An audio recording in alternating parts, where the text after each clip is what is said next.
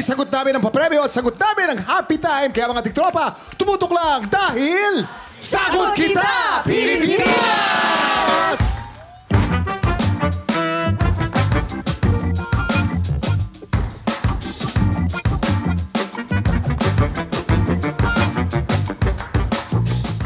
So, hi ATM! Ako po si Kuya Kim. And this is Mamang Pokey. And this is Faith Da Silva. At welcome po sa behind the scenes ng TikTok Lock at Sagot Kita Pilipinas, pinakabagong segment namin. Hello mga tiktropa, ako po si Stan, ang writer ng Sagot Kita Pilipinas. Ako naman po si Hazel Bautista, isa sa mga segment producers ng TikTok Lock.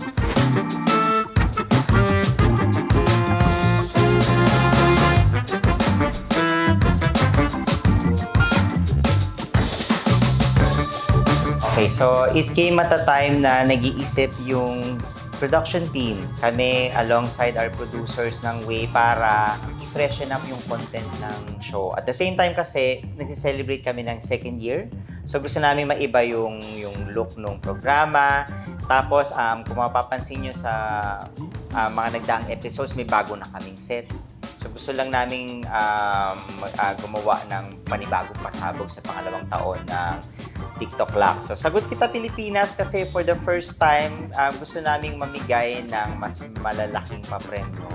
At the same time, gumawa ng game within the show na malaki at mahaba. So kumpara sa puno ng swerte na normally isang segment or dalawa, this takes up at least 3 segments ng show. So gusto namin siya maging bagong flagship segment ng show.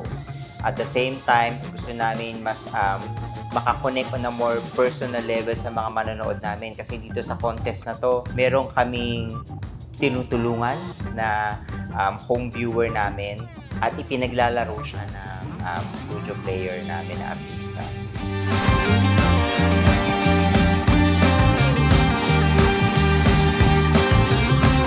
Alam mo, feeling ko, si Stan lang ang kailangan mo. Kasi sila yung writer eh. Siguro, nag-isip lang kami ng ng focal point ng game na ito. So, kung mapapansin niyo, meron kaming malaking ruleta. So, everything in a way started there. So, ano yung pwede natin magandang laro na meron tayong malaking ruleta na gagamitin na device sa paglalaro.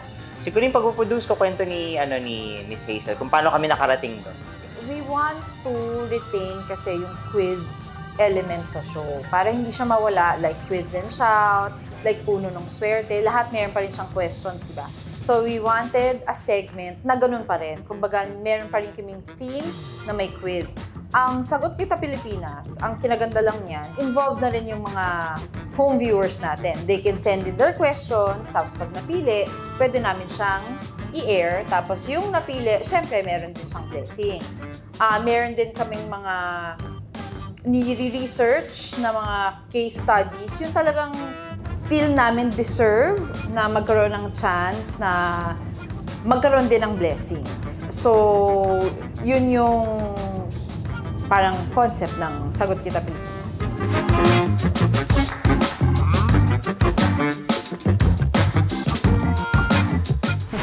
So, katulad ng anything yung nagagawin, may birth pains talaga yan. So, kanina nung tinitape namin yung unang 2 episode, syempre, ini-establish pa lang namin yung mechanics. So, tapos gumagawa kami ng mga bagong roles for our hosts. May kapaan yan on the side, pero ang maganda kasi sa team ng TikTok Lock, yung maganda kasi camaraderie amongst the hosts and amongst the staff. So, madali kami magkaintindihan. We were able to come up with quick solutions sa mga problems na i-encounter namin while we're producing it. So, tulad nung pangalawang episode, nung tinitape na namin siya, medyo madulas na siya. May nagigets na namin yung flow. And ayun, everything went smoothly from there. Una kasi malaki yung set. Bago siya. Parang first namin magkaroon ng set na naka-fixed. So yun, yung pag-construct nun. Tapos, nung nilagay siya sa set, syempre, kailangan mo pa rin ibagay. Tapos si Direk, kailangan ilawan ka ng tama. Tapos yung mga distribution din ng work.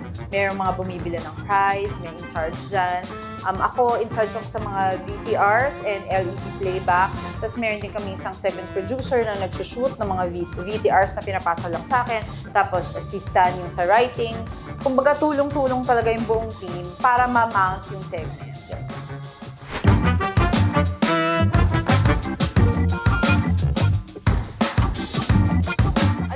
Kausap mo na sa kanya.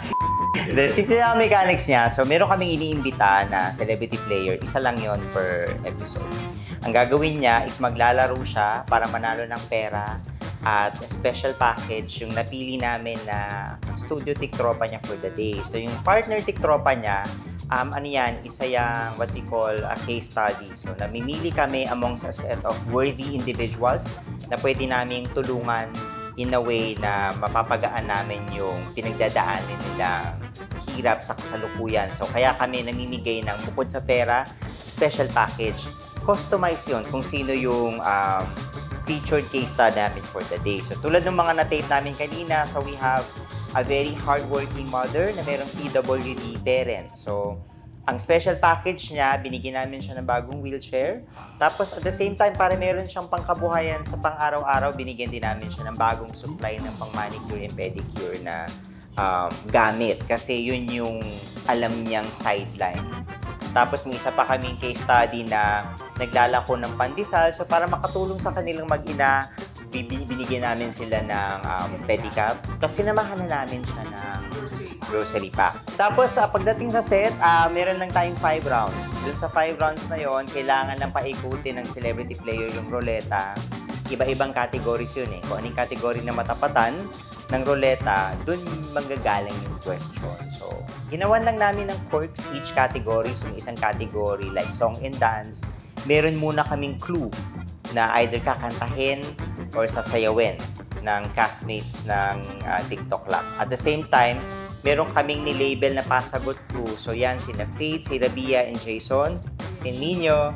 So para silang lifeline ng celebrity player. Pwede silang tanungin for additional inputs na makakatulong dun kay celebrity player na malaman yung tamang sagot.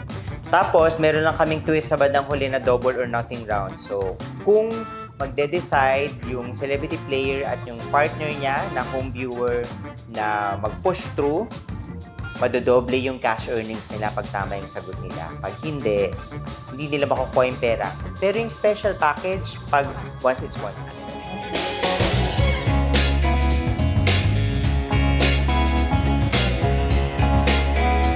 Kung sa sabog-sabog, Pasabog. talaga, pasabog-sabog. Nambobola ka talaga doon. namang nambobola kami. Dito, legit talaga yung help na ibibigay namin sa kanila. Hindi kami alingaw-ngaw lang sa gigilid.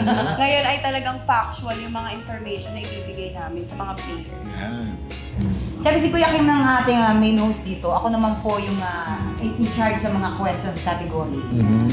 Ako naman, Trivia Master. Actually, walang main host dito. Parang pantay-pantay lang tayo. Pero ako yung Trivia Master. Sa akin, nagmumula yung mga tanong at yung mga sagot, habang si Mamang naman ang nagpapasaya dun sa contestant natin. Nagko-connect dun sa contestant, doon sa ating main celebrity and many others. Tapos si Faith naman and si Nino, sila yung taga-payo para makuha yung grand prize kanina. Magkano yung napanalo lang? Ay, ang laki. 30,000 pesos. Sila yung pasagot crew. Pasagot crew. Yan ang tawag sa amin.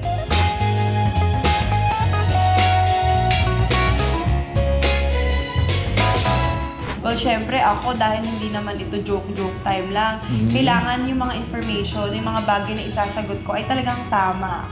So, dumadaan sa pag-aaral, magtatanong-tanong. Syempre, kanina pa ba ako magtatanong sa Trivia Master, di ba? Para talaga namang matulungan ko na manalo yung mga players natin. Correct. At ako naman, syempre, ang tawag dito, yung ating contestant na kumbaga yung partner ng ating celebrity player. Tawag dito. Kailangan kasi makikinig tayo sa story nila. No? Kasi nakakapagbigay sila ng inspirasyon sa atin. Tama.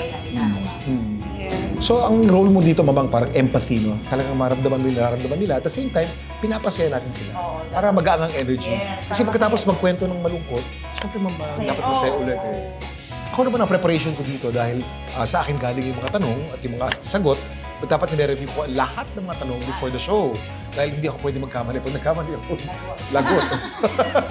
So yun, that's my responsibility. Pag-aralan yung mga tanong at pag-aralan yung mga sagot na siguruhin tama.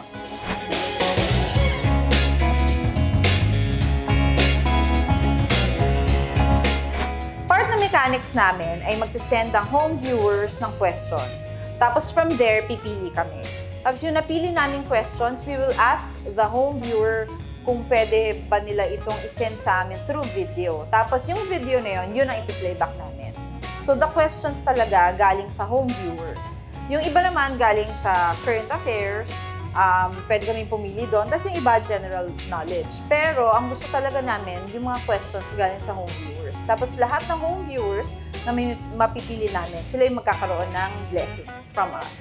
Yun yung device na napili namin para pati yung mga viewers natin makasama sa studio. So ito yung format na gusto namin. So right now, habang nilo-launch pa lang namin yung segment, kung mapapansin yung mga artista muna yung nagtatanong kasi we are still in the process of inviting people to send their questions sa Magtanong Ka promo. So sa unang 2 linggo, mga artista muna yung mapapanood ninyo. On the 3rd week, pag nakaipon na kami ng bank ng questions from the viewers, gagawin na namin yung original vision namin for the segment.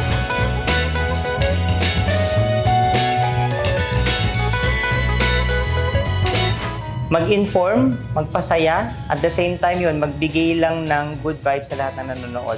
Apart from, iba-ibang emosyon kasi makukuha nila, depende sa kung ano yung pinanggalingan or circumstance sa buhay nung partner tiktropa natin. Pero gusto namin yung tipo ng, at the end lahat, pag napanood mo, masaya yung feeling mo. Iiyak ka, you'll empathize or sympathize with another person, pero you'll feel empowered at the end of the day kasi magkano man yung nauwi niya, ano man yung nabigay ni TikTok Lock sa kanya, patuloy siya nagsusumikap na mapaunlad yung kanyang sarili at yung estado ng buhay ng mga mahal niya sa buhay. Heartwarming din yung segment kasi good vibes nga siyang panoorin, tapos naging masaya ka na sa pinapanood mo, natuto ka pa rin kasi nga may mga questions tayo. So, makakatulong din siya sa mga viewers. Saka sa mga bata na nanonood. We try as much to insert as much information din. Maging informative siya para din niya. Marami ka matututunan as well. Saka serious na to. Hindi na siya joke kagaya ng sang tanong sang sabog. So, lahat ng information talaga dito, well-researched.